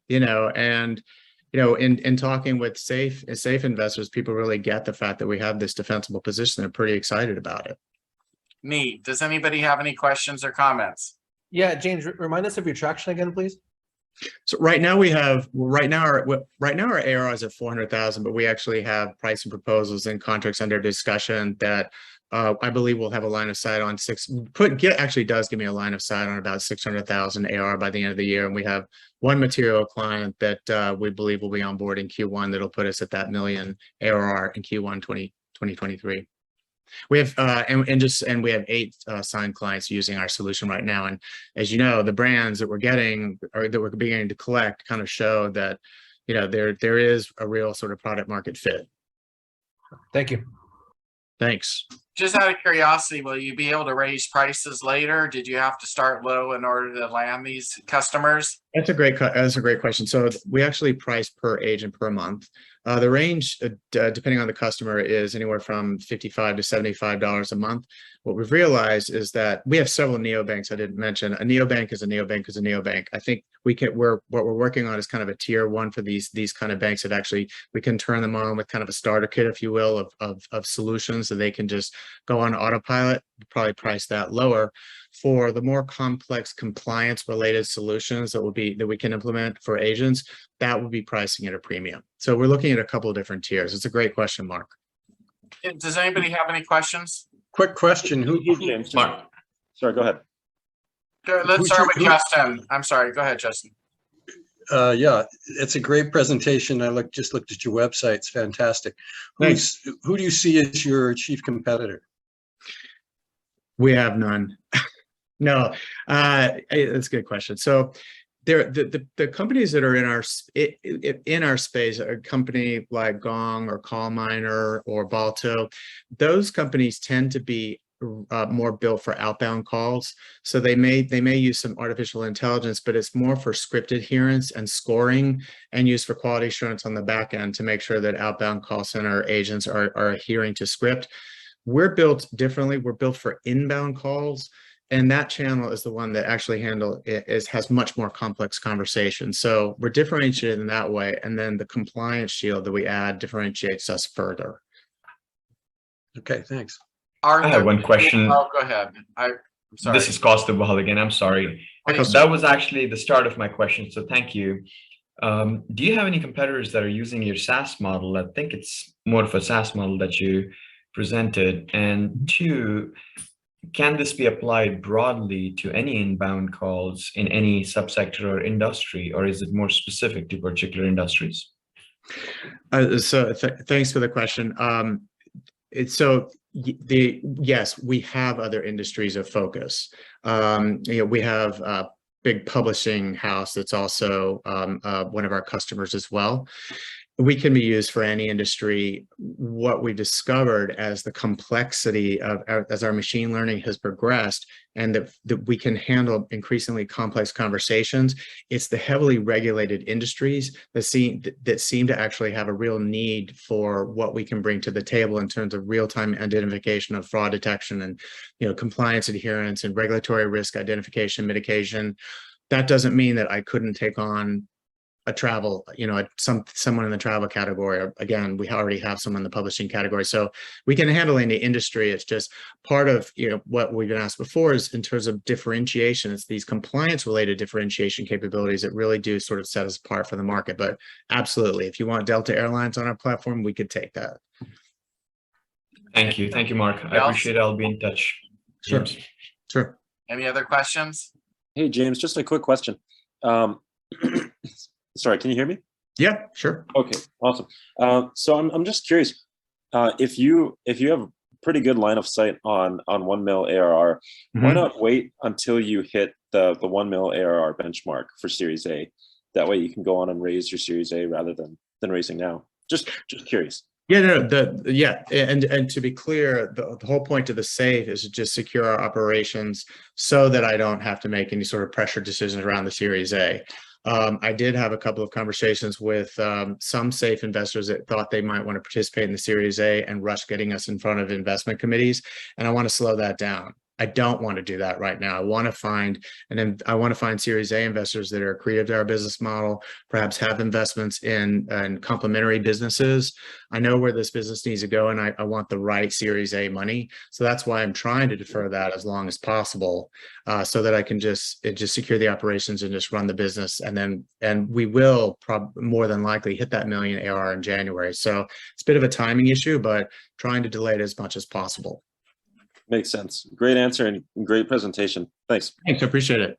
James, we're gonna have to move on because of timing. Appreciate it. Thank you Thanks so for all much. the questions, you guys. Get me, DM me anytime. Thanks. Okay, great. Up next is Jayanthi.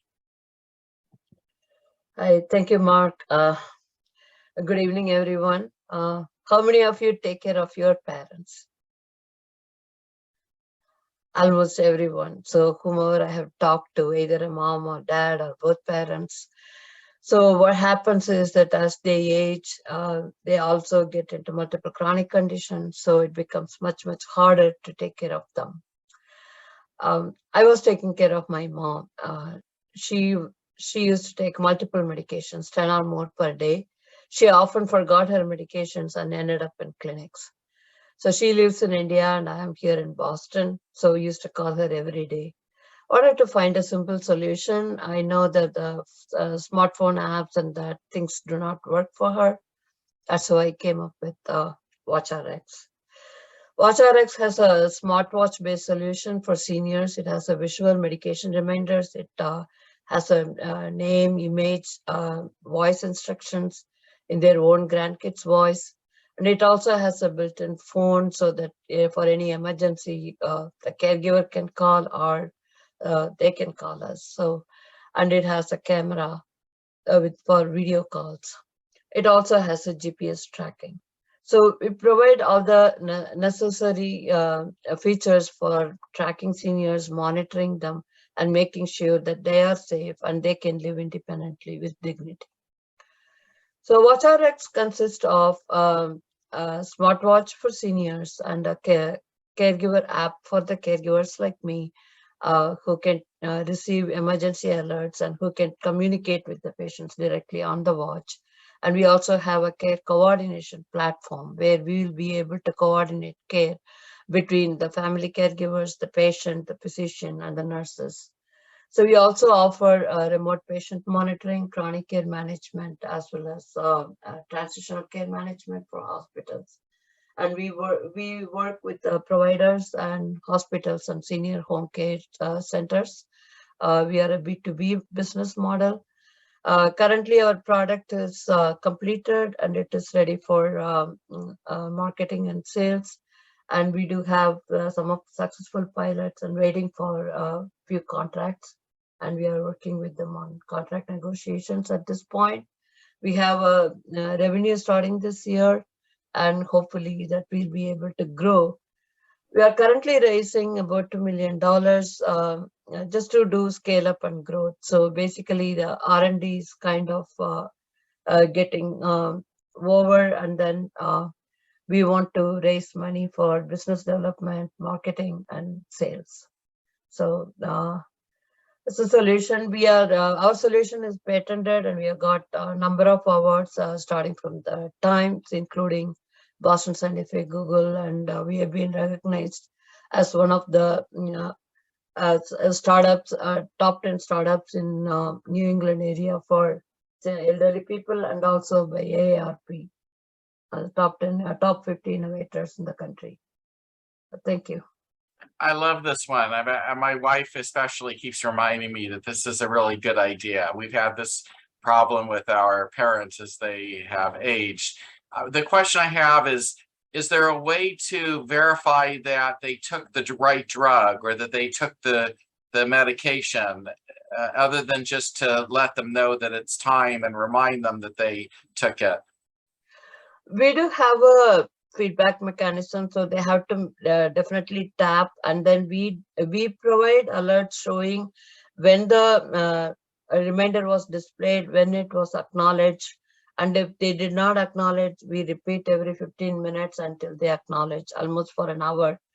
And also, if there were quick suggestions, for example, they just want to dismiss, then we will know by them quickly dismissing. Then you can call and ask them, hey, what happened? Did you really take the medicine?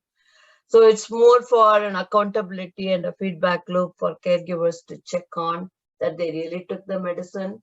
But a majority of the time, the seniors do want to take the medicines. Almost statistically, 75% of them want to.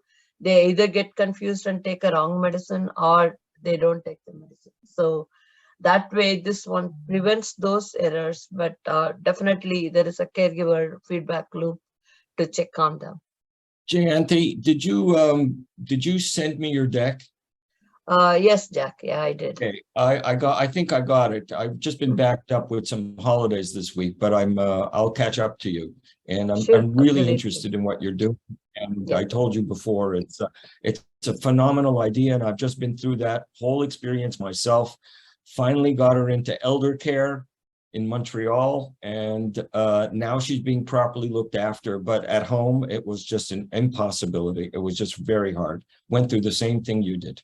So I'll get back to you very shortly. I'm very interested. Good to hear, Jack. Thanks. We're going to have to move on just because I want to get the event over on time tonight. So, but you can meet up in the chat next. Daniela, you're up next. Hello, everyone. Good evening. Thank you, Mark. So I will start with my background. I'm Daniela Tsa, and I came from a family shoe business. We are shoemakers since my grandfather.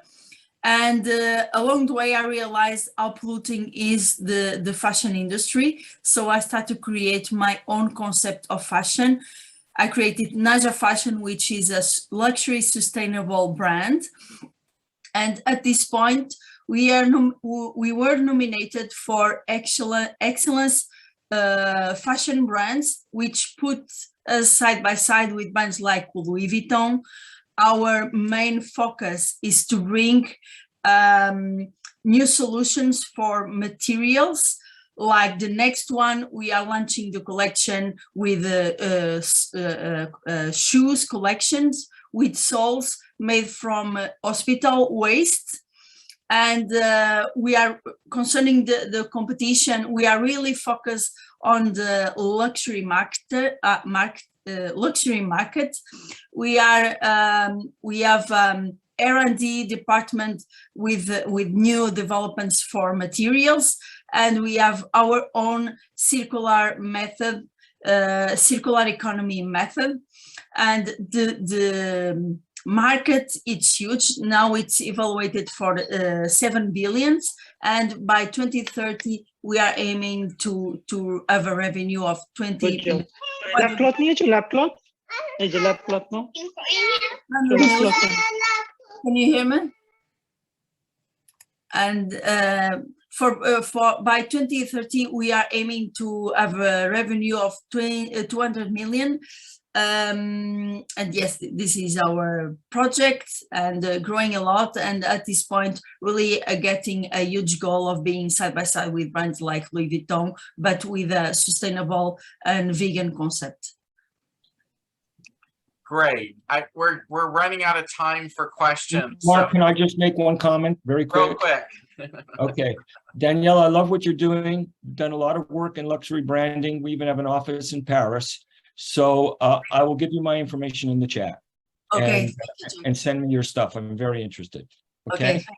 yes, thank you. Okay, great. We're gonna have to move on because I want everybody to have a chance to pitch tonight. Chad, you're up next.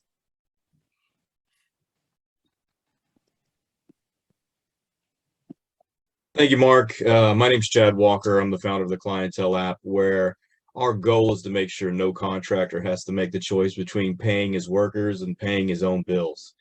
And that comes from personal experience from one of my co-founders. After my time in the Navy, I worked as an electrician and quickly found that the industry is stacked against the contractor. And that's going back over 20 years to when Angie originally sat down and scratched out that first list. Now, what that means is in a construction industry here in the US that works out to be about $1.6 trillion, about 500 billion of that is in the residential contracting and home services industry. And that's what our target is. Contractors in that space have lost 10% of their gross revenue every year consistently for over 10 years. Now, what does that 10% really look like? Well, here in my home county in Marion, on the leading edge of Hurricane Ian right now, contractors over the last 90 days, if I pull 30 liens from our local clerk, are going to total over $900,000 just in the last 30 days. Compound that over the 67 counties here in the state of Florida, you're talking about hundreds of millions of dollars that are lost every year by contractors, simply because the industry is set that the customer is right or else.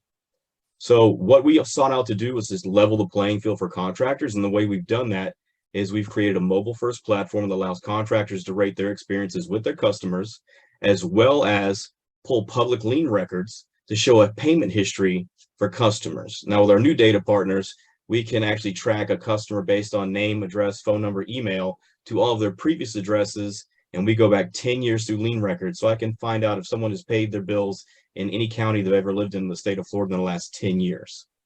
What this does for contractors is they can search their customers before they go, walk up, knock on that door, and know who's on the other side of it for the first time ever. They have the same transparency in these transactions that their customers have had for years. They can use Angie's List, Home Advisor, Google, Thumbtack, Yelp, Porch, any number of platforms to know who's working for them and what people have thought of them. We're just giving contractors the same opportunity. So right now we're raising a $500,000 pre-seed round. We've raised 125 to date through a safe note, 20% discount on a $3 million valuation. And sky's the limit. There's no one else in the industry that is trying to give balance in this industry. We're the only ones doing it, and contractors love it to date. We had an overwhelming response when we opened up our beta. We had over 2,000 responses for a 500 slot beta in the first hour that we posted it. One of our key inside edges is that we actually own the largest contractor-based group on Facebook right now with over 125,000 contractors. And we haven't spent $1 on marketing, and we're already cash flow positive. Impressive. How much are you going to charge for it? The base package is $19.99 a month, Beautiful. which is a fraction of what contractors are paying to get the leads that aren't paying them. Yeah, that should work. Okay, that sounds like a great one. I actually have more questions, but I don't have time to ask them. Chad, please come back again and meet people in the chat. It sounded very interesting. David, you're up next. I'm David Pachkovsky. I'm the founder of DapperCare, a healthcare technology company. In 2019, I was diagnosed with cluster headaches, also known as the suicide disease. It was extremely debilitating. It went on for about 3 months, and unfortunately, when I tried to get the care I needed, the soonest I could get an appointment, and this was 8 months out, and this was with a referral from my wife that's in pediatric oncology at Stanford Hospital. So that whole experience made me realize how broken and antiquated the healthcare system is today. The process that individuals must go through to help to get the help is cumbersome and expensive. Patients are losing patients in the healthcare system, and they're tired of the system not putting them first. So people are struggling to get the care they need when they need it. When it comes to addressing sensitive health issues, embarrassing doctor's visits are inconvenient, costly, and inaccessible to the average American. So I came up with a solution, and I'd like to introduce Dapper Care. Dapper connects consumers with licensed medical professionals and enables everyone to seek the health and wellness care that they deserve, no matter who they are or where they're located. Our goal is to be the first step in people's journey to accessing treatments or products for hundreds of conditions utilizing our multi-condition health and wellness platform, providing access to high-quality, affordable care without the need for insurance. We believe that the future of healthcare will be led by patients. This is why we put consumers back in the driver's seat when it comes to their health, unlocking their ability to live a happier, healthier life. We call it patient-centric healthcare. I'm raising $3.5 million to cover R&D, operations, additional software development on our platform build out, and marketing costs. So our key differentiators right now we're focusing on sensitive health issues. We're destigmatizing men's and women's sexual health, hair loss, skin care, and men's and mental health issues. We are implementing personalized treatment plans for everybody, which is, we're one of the few in our area that's doing this, where we create personalized treatments all done by our licensed compounding pharmacy, based on the patient's needs. We're doing proprietary compounded delivery methods that are, unique to the particular treatments, like sublingual dissolvable strips. We have diagnostic testing utilizing pharmacogenomics tests, different tests similar to 23andMe, if you're familiar with that company. And we have in-home care services for diagnostics, because 1 in 4 doctor's visits require some type of diagnostic work. And finally, we have our online consultation. Is instead of it being a more of a survey, it's actually, we're integrated machine learning into it, and it's an interactive experience that involves voice recognition and actually gives you feedback on your answers. So that's it. Any questions? Well, quickly, I might know someone who has the software that you can use and maybe leverage that's already built. So I will introduce you to somebody. My assistant will reach out to you directly. We're not going to have time for questions. I'm sorry, because I'm going to try and finish the program here in the next 17 minutes. But if anybody wants to reach out to David, please reach him in the chat, and come back again, David, if you have time. Absolutely. Brandon, we're going to move to you next.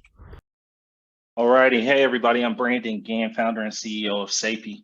In 2013, I lost my mom, and at that time, we lost a tradition in our family of Sunday dinners.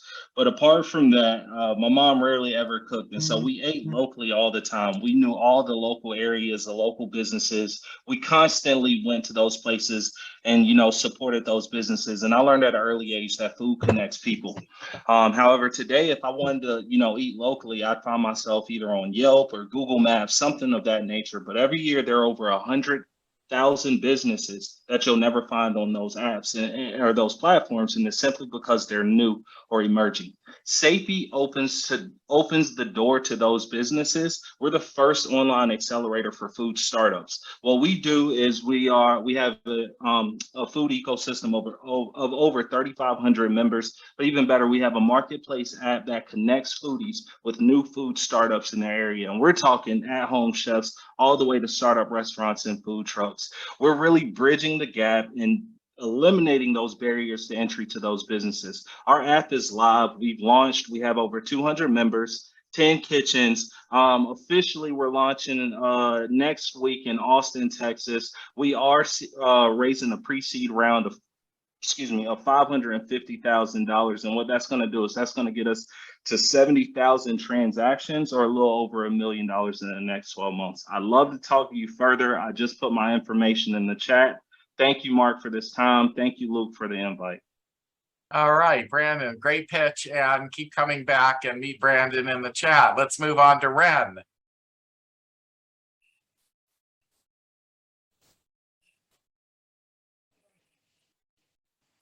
You're still on mute, Ren. All right, there we go. There you go. Okay. So I have the timer start at 2 minutes. I get out of here really quick. So anyway, thank you for having us, the Venture Starters. Very amazing event. So just really quick, a $10,000 investment in Uber in 2010 would have been worth $127 million in 2015. Now you guys are all entrepreneurs, so you get the startups are high growth, high potential, high risk. But the real question is, why aren't more people investing in startups? So what I've developed over the last 6 years is the Omega Destiny Accelerator. And what we do is we invest time, money, and energy and technology into high potential early stage startups. We help them grow their value and basically leverage that value to create liquidity. So why we do it is because I've been an entrepreneur for 20 years, love it, breathe it, angel invest, all that good stuff. And it's created a great lifestyle for me, and I want to help others do that. Do the American dream. It's the ultimate inclusivity mechanism. I mean, at the end of the day, do you really care the race of the person that made your favorite hamburger? No, right? So it's levels of playing field. So problem we solve, problem number one is business founders need funding. That's why we're all here today, right? So what we do is our value proposition to founders is that we basically increase your value by strategically investing time, money, and technology into your business and really keeping an eye on the valuation metrics. The reason why we do that is so we can go out there and help you get angel investors. So the portfolios, I mean, just people don't invest in startups. I mean, if you do that, we've done surveys and everything like that. Not a lot of people do it. I mean, they're not promoted by financial planners. And the rules changed recently about the crowdfunding rules in like 2016, I believe. But anyway, I'm going to cut it short. It's 2 minutes. I'll come back another time and I'll put my contact information if anyone's interested. Thank you for your time today. Well, I do think that creating a way of substantiating valuations is valuable to the startup community. So please do come back. That is intriguing sounding. And we're going to move on. I'm not sure I'm going to pronounce your name right. Gael, is that correct? That's correct, Gael. Good. Yeah. Thank you very much for this. Yeah. Thank you very much for this great event. My name is Gael Gadam, and I'm the founder of Maoni.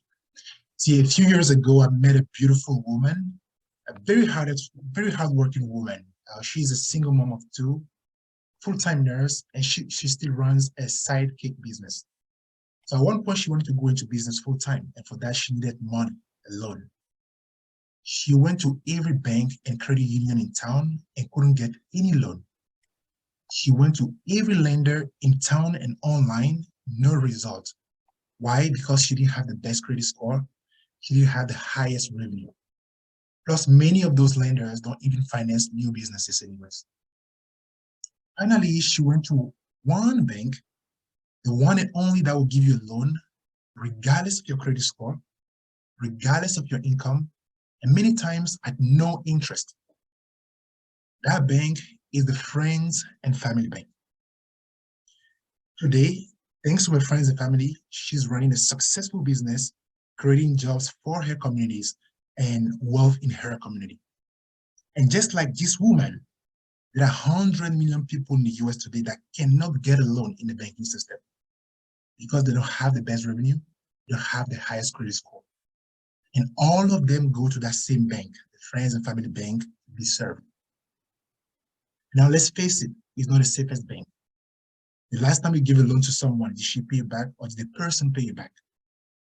That's why we are building Maoni, a new bank to allow access to credit to everyone, regardless of credit score. And the way it works is through the Friends and Family banking system, by allowing people to save together, give loans to one another, and even give credit lines to one another. But This time we are safe. We make it safe. Again, what are we building? A neobank. What does it do? It allows people to give loans to one another and save together and even give credit lines to one another.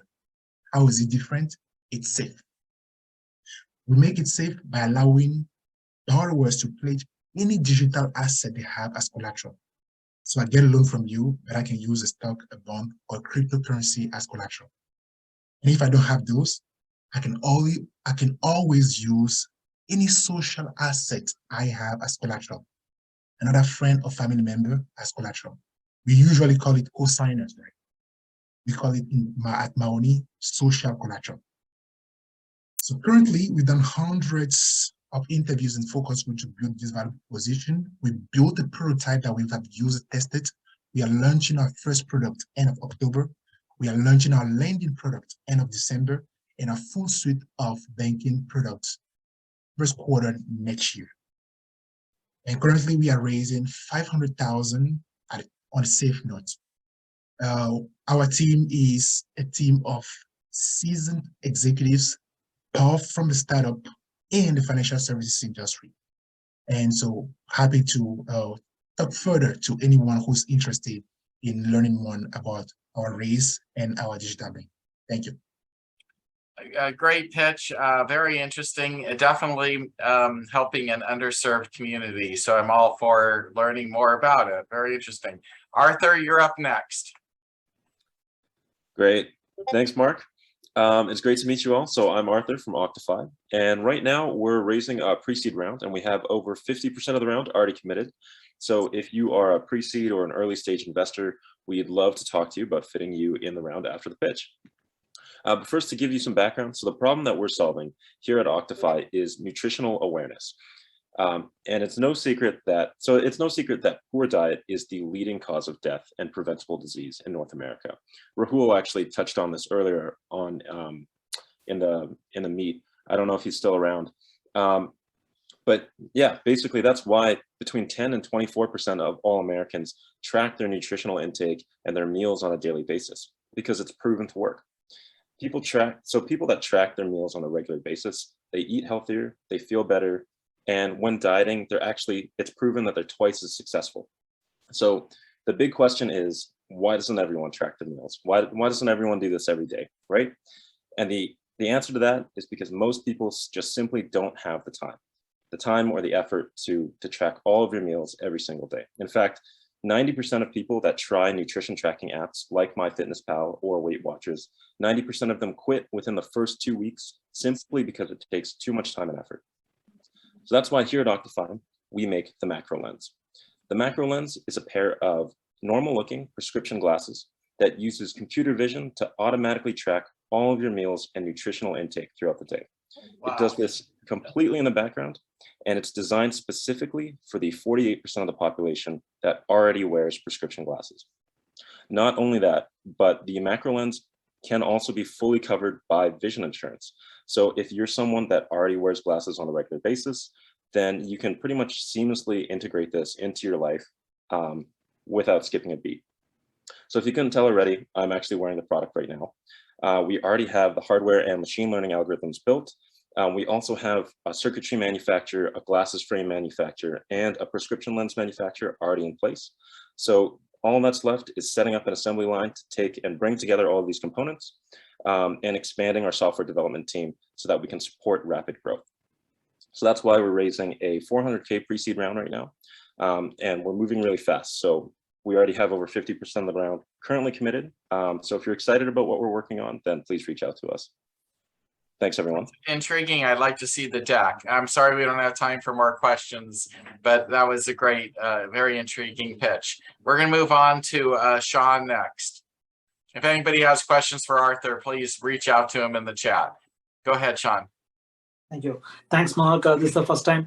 NixWhistle wants to eradicate whistleblower ethics industry issues like tampering with the blockchain. Our mission is to make the world transparent and inclusive. This is my second venture. I have bootstrapped my first one for 10 years in the similar space, governance, risk and compliance, and we got mentioned by Gartner as a top regulatory technology platform. let's see how much it is costing when there is a leakage of any whistleblower report to the top management.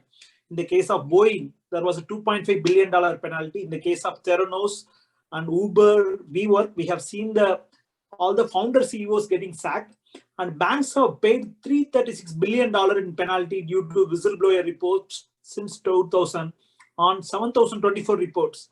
So whistleblowing is a big problem when it gets leaked to the regulator or to the external world. We are trying to see how employees can confidently speak up internally with the help of our blockchain-based system, and management can do a tamper-proof investigation and also incentivize the employees if the report is right. We are the world's first ethics management system, which is providing anonymity and tamper-proof investigation. It's a $1 or $2 billion market globally. North America itself is $30 billion, considering overlap with governance, risk and compliance, and regulatory technology. And we are just raising $1 million seed round to kind of get to the market. And we have been building for past 3 years, and we have 7 proprietary algorithms. A couple of them are patent pending. We have a partnership with IBM, and we have built on top of R3 Corda and IBM Hyperledger on the technology private blockchain side. Looking forward to collaborate with anybody who have interest in making the world more transparent and inclusive. Thank you. Thank you. That was interesting. Okay, so meet Sean in the chat. I want to thank all of you who stuck it out to the very end. You guys are truly the heroes of the program for, being there for the last speaker. It's not always easy to be the last one. And Sean, thank you for being our last speaker today. Maybe we'll have you earlier in a future program. But, it's amazing to me how many of you are here to help support our ecosystem of startups, and you guys are all doing a great job, and you inspire me, and that, and Luke and I are so thankful for every one of you for continuing to show up. We are getting good feedback from people who have pitched that they are meeting folks that are helping advance their startups, which is the whole idea. And I just want to say thank you again from the bottom of my heart for being part of our Venture Starters community. You guys all rock. So good night to everybody. Thank you again for a great event. I so appreciate it. And you can find the replay in YouTube by this weekend. It just takes a couple of days to get it up and running. So in case you want to see it again, for me, I usually have to watch it again just because I'm moderating. It's hard to hear everything while I'm doing that, but I just so adore all of you for being a participant. Alan Gilbert, thank you for helping out with co-sponsoring next week's event. If anybody else would like to help by inviting your first connections on LinkedIn to a future event, reach out to me and I'll show you how, and I'll let you have a chance to shine in our event. Thank you all. Good night, everybody. Thank you, Mark. It was an awesome night. Amazing presentations. Beautiful as usual. Thank you, everyone. Thank you. Incredible. Good night. Good night. Good night. And we wish Florida the best. Yes, we do. We wish Florida the best for sure. Good night, everyone.